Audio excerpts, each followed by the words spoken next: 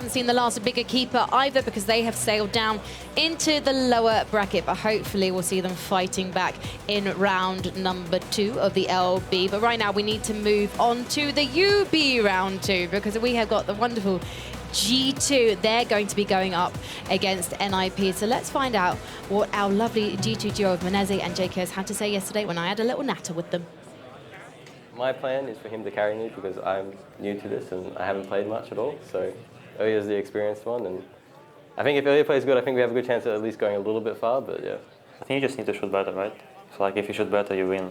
Communication between players, like who will hold, who will kill. There's also some maps where there's like some gimmick things like the launch pads and the teleports and stuff like that. So I guess if you don't know the maps as well, you're probably not going to do too well on some of them. You spend a lot of time together because we're the only 2 players who kind of live away from home on the team. So we kind of spend a lot of time together in Berlin, where G2 is. So I think that's kind of built the chemistry outside of the game, and obviously we just get along outside of the game as well. He's pretty easygoing. Sometimes he's lazy, but I think that I just need to be more understanding. In the arena, I don't think I've ever played here before, so I think it should be fun. I think it's just a different experience. I've never played a 2v2 event before, so. I'm really, really excited to play, and I want to grab some experience to play in the future again. That's Ilya signing up for next year's Red Bull Flick. Nice.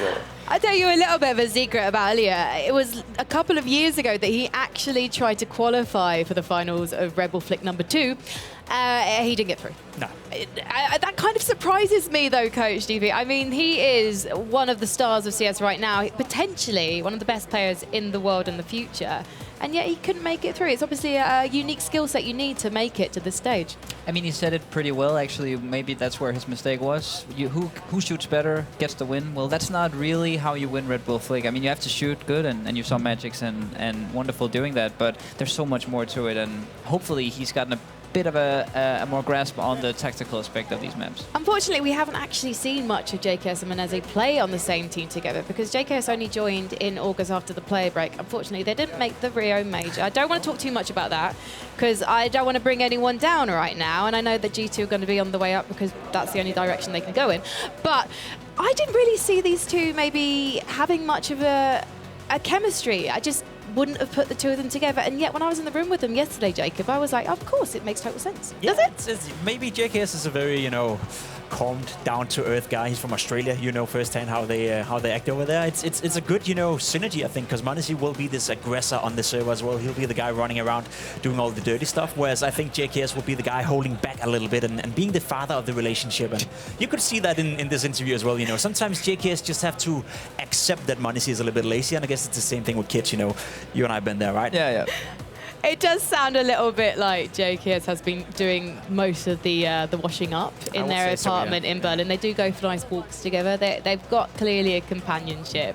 But jks is someone who is very much capable of aggression. Is that something that you would like to see from him today? I mean, I think last year when Magix and Sum Young they won together, they had a star fragger on the team. They had an anchor player. Maybe this is the combination that you actually need, because you need someone who's more passive. You need someone who wants to sit on the point, keeps himself alive, and that's like one of the skills as an anchor player that you master and that jks is really, really good at. Yeah, it's something that he had to kind of, I guess, flex with when he went to Complexity, and now he's in G2. He's finding more of a balance between being that star and taking on some of the roles that maybe he didn't want in the past. Yeah, and they're trying to integrate him into G2, and as we know, G2 has an awful lot of skill in that regard. So jks and his raw skill, not really needed. You need a smart player who's able to stay alive. You need a player who's able to do I would say, the dirty work in Counter-Strike, and I think you can argue that here in Red Bull Flick as well. There's some dirty work, standing on the side, getting hold of a smoke, and then staying alive for as long as absolutely possible. Well, I wonder who is going to be doing the dirty work from our next duo, because we've got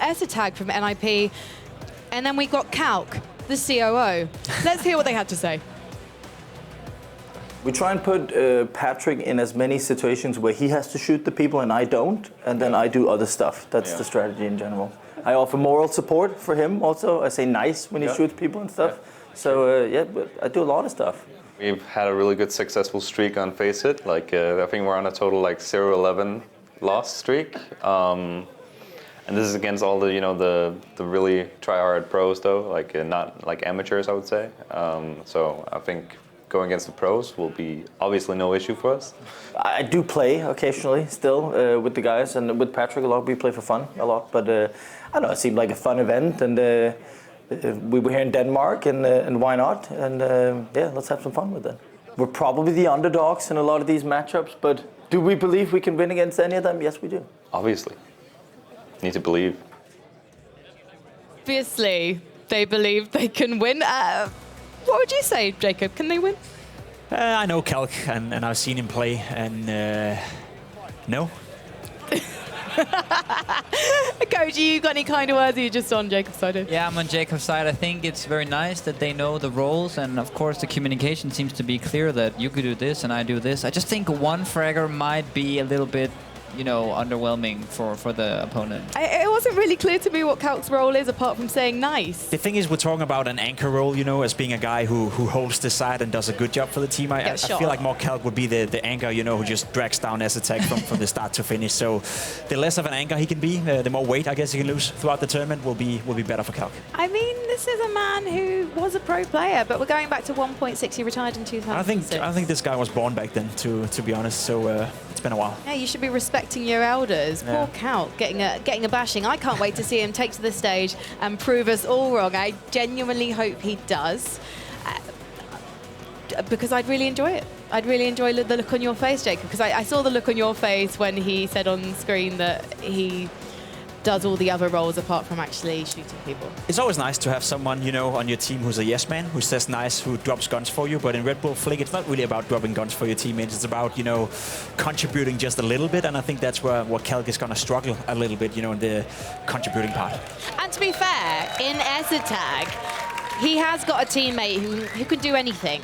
S-Attack is one of the most versatile players in the game. He's not necessarily considered a star player, but he is considered a reliable player, Coach. Yeah, he's a reliable player, and he's a movement god, probably. That's what a lot of people would know about him, that he plays a lot of KZ, surfing, all this stuff. He's been very good at this, and you need this in Red Bull Flick as well.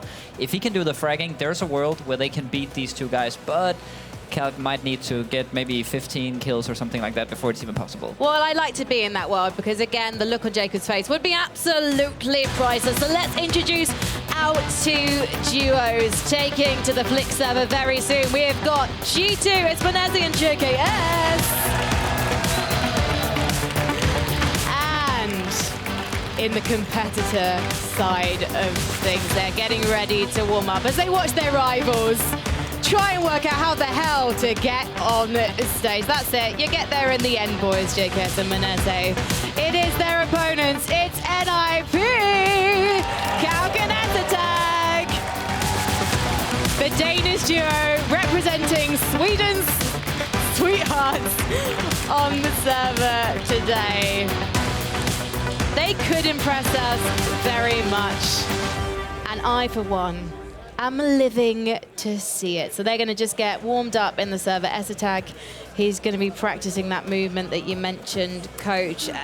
Jacob, can S-Attack carry this on his shoulders? I reckon S-Attack would be a great player at the Flick format, to be completely honest. He has a great movement, he has a great aim, and he's a very fun type of player, you know, likes to move around. So I feel like he's a fit for the Flick format. So yeah, he'll be able to carry a little bit. I reckon S-Attack will be the fragger of the lineup, and then Calc will be the guy that's also there. Are you slightly concerned about their record being 0-11 on FACEIT, Coach? I mean, the amateur pros that he called them, they are pretty good, so it's not going to be too concerning. I reckon it might be this for the other pro teams as well if they went to play, but at least they practiced, right? That's a good sign. They went on the maps, he knows them, Calc, and S-Tag as well, so I think that's the only hope that I can find.